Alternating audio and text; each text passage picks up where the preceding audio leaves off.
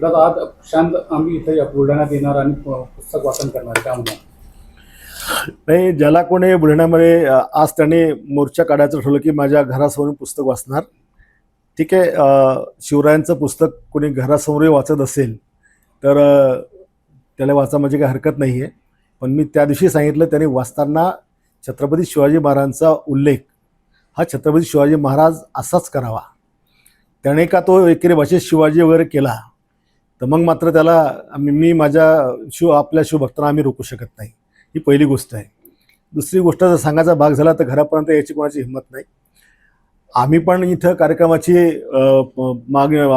आयोजन केलं होतं शिवरायांच्या पूजनेचं. पोलिसांनी आमची परवानगी नाकारली, त्यांची परवानगी नाकारली. आमची परवानगी नाकारली तर आम्ही आमचा कार्यक्रम रद्द केला. पण त्यांनी कार्यक्रमाची परवानगी नाकारल्यानंतर सुद्धा मुजोरीपणाने पोलिसांना चॅलेंज करून आम्ही कार्यक्रम घेणारच ही अडेलतोट्टे धोरणाची भूमिका त्यांनी घेतलेली आहे. ही मुजोरी कशासाठी? शिवरायांच्या अपमानासाठी असेल, महाराष्ट्रात देशातल्या तमाम शिवभक्तांच्या अपमानाकरता असेल, त्यांच्या चाहत्याकरतासाठी असेल.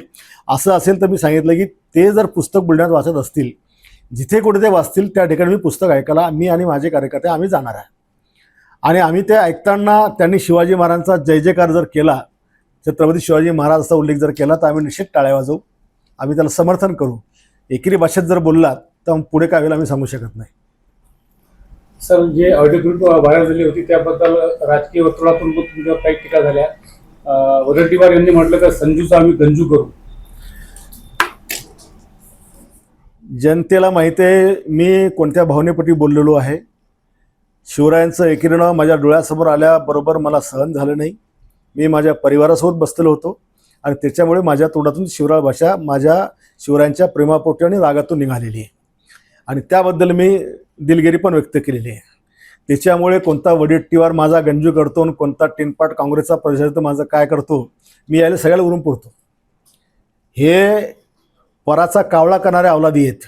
जे कोणी माझ्या विरोधात होते त्यांना शिवरायांच्या नावाबद्दलचा अपमान हा नाही दिसला. त्यांना सगळ्यांना माझ्या शिव्या दिसल्या, पण आपल्या राजाचा अपमान होतो हे कोणाला दिसलं नाही. त्याला कोणी ट्रोल केलं नाही.